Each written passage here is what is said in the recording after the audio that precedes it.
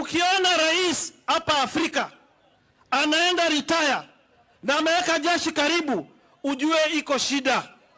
Ujue huyo rais familia yake ni wezi. Mimi sitaogopa kusema kuna scandal ya Ministry of Faith ile ya kwanza. Kaunti zote hata hii Kwale, seneta wenu walikuwa wamelala. Yule alinipigia yes mimi kwenda nyumbani. Boy, tulikuwa tunakatwa pesa. Kila allocation inakuja kwa serikali ya ugatuzi inaenda national government kinyume ya sheria. Article 219 inasema pesa zote lazima zipeane kwa county. Walichukua 63 billion. Makazi na madada za Mheshimiwa Uhuru Muigai Kenyatta. Na DPP amenyamaza. Twali BSC amenyamaza. Juzi COVID billionaires. Nyokabi Kenyatta, dada yake Uhuru, amepora pesa za COVID billionaires. Mumbana ameshikwa. Mumbana amerekodi statement mahali. Hiyo ndio kazi. Kwa nini rais anataka jeshi iendelee kuchunga uporaji? Na watu wanaogopa kuongea. Mimi nitasema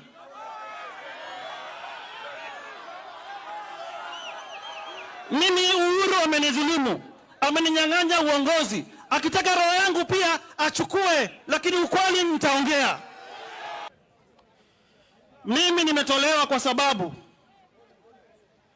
baba yangu alikuwa ajuani na babake Uhuru Kenyatta, huyu mzee Jomo Kenyatta. Nimetolewa kwa sababu baba yangu hakujua Jaramogi Oginga Odinga babake Raila Odinga. Kwa sababu baba yangu alikuwa ajuani na Jonathan Toroitich Arap Moi, mtoto wa Baringo senator.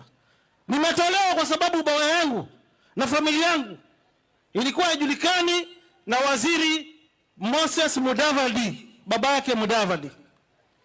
Hawa watu madikteta wameshikana kuhakikisha lazima mmoja wao ndio aongoze hii nchi.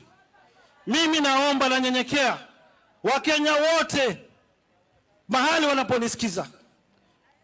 Niliheshimu Rais Uhuru sana. Tukampigania Rais Uhuru sana. Tukampenda Rais Uhuru sana. Tukahakikisha amekuwa rais muhula wa kwanza. Akatupapasa na mafuta. Tukashikana tena 2017, tukasema Uhuru tena. Lakini baadaye amegeuka kila mtu.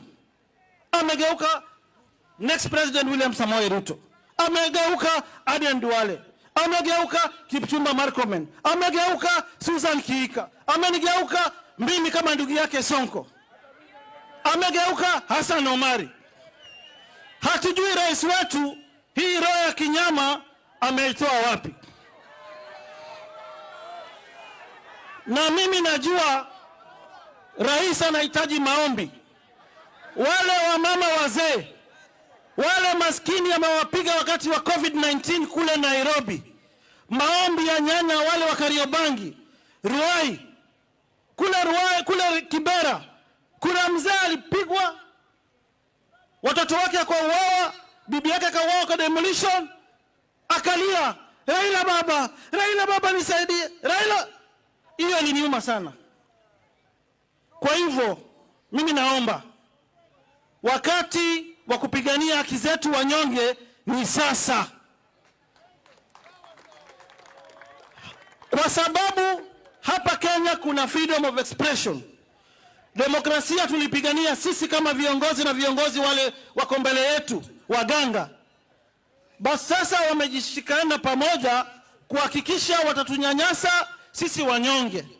Hati lazima baba yako awe alikuwa anajulikana kwa wale marais walitutangulia, prime minister, mawaziri, ndio wewe uweze kuwa kiongozi kwa nchi. Hiyo mimi naomba ndugu zangu wa Msambweni na Kenya mzima